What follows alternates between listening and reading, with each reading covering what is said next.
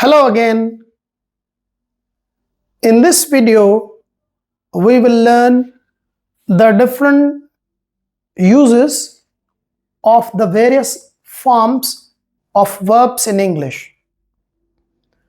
In our last video, we talked about all the forms of the verbs that exist, like first form, second form, past participle or third form, ing form, and s form. Besides their primary use, that is in tenses and with modal verbs, they have also other uses in English. And when they are used in different way, this is a bit confusing for English learners to determine whether they are used to form a tense or they are used in another sense. So today I have picked the first form of the verb or the best form of the verb and its uses. So let's dive into the world of grammar and talk about the use of the best form of the verb or first form of the verb. The first use or the fundamental use of the best form is that it is used in present simple tense. If you find a sentence that contains subject, verb first form, and all the other parts of the sentence, that is object or agent, so this is the first form of the verb that tells you that this is present simple tense. Like, they come late.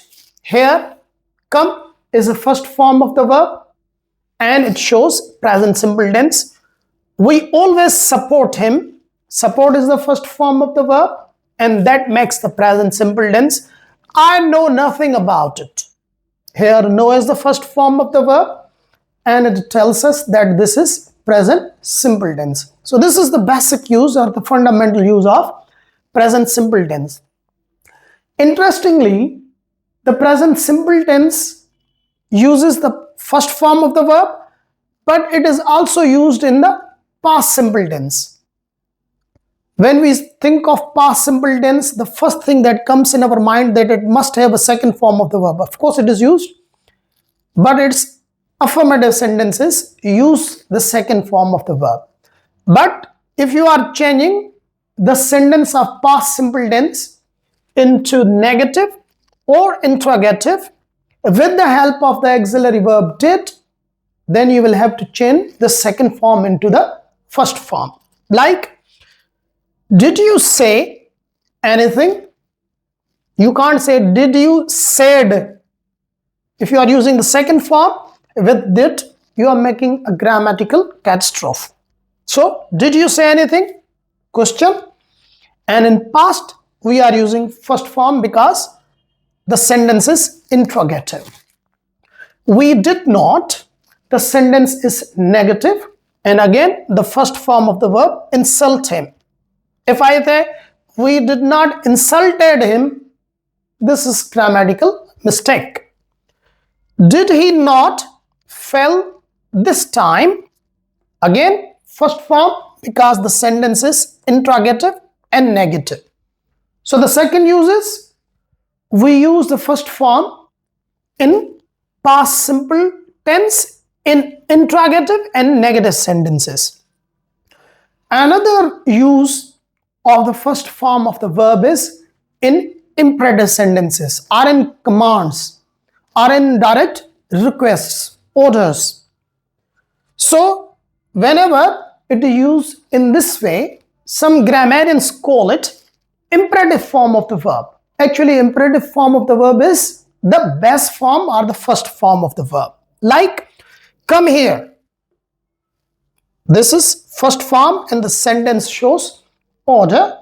Or if I say, please come here, and I use make it request.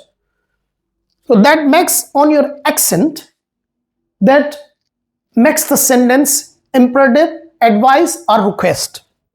Otherwise, in all these cases, we use the first form of the verb, like go away. first form of the verb, and the sentence is imperative. Leave me alone. Again, first form of the verb and the sentence is imperative. Then comes modal auxiliary verbs. Modal auxiliary verbs, in our last video we talked about them. It is a set of auxiliary verbs, normally not used in tenses, but they help us make various expressions. So when they stand all alone, they take the first form of the verb, and there we call it bare infinitive. What is bare infinitive? What is full infinitive? What is perfect infinitive? I'm going to make a separate video on that thing in order to clarify these terms. For now, let us understand how the first form is used with modal verbs. Like, she can speak 7 languages. Here, speak is the first form of the verb, and it is combined with a modal verb, that is can. Secondly, you must study. Here, must is a modal verb, and we are using the first form of the verb. Once again, I say it is called bare infinitive here. Then, we should, again, is a modal verb, and remain is the first form of verb. Then, they might is a modal verb, come is the first form of the verb, so they might come back. Then we have also certain expressions in English or certain verbs, though they are main verbs, but they take first form of the verb. Normally, when the sentence contains 2 verbs, a finite and another verb that comes after the finite verb is usually full infinitive. But there are some verbs in English, they always take the bare infinitive or the first form of verb after them. Otherwise, in normal cases, we used to before the base form. So what are those common verbs? I have written only some common verbs that take bare infinitive or first form of verb, like make, let, help, cut, and there's a long list of them. If you want to know whether the verb takes the first form or bare infinitive or full infinitive, refer some best dictionary. That will help you a lot. For now, we are only talking about the grammatically it is possible that a verb, main verb, may also take bare infinitive, like modals. As he cut open the box. It should have been, according to the basic English grammar, that he cut to open. That is a normal structure in day-to-day language. But cut mostly takes bare infinitive or the first form of the verb. So, he cut open the box. You made me cry.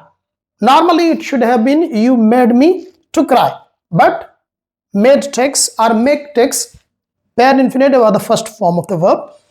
I can't let you go. Again, first form of the verb.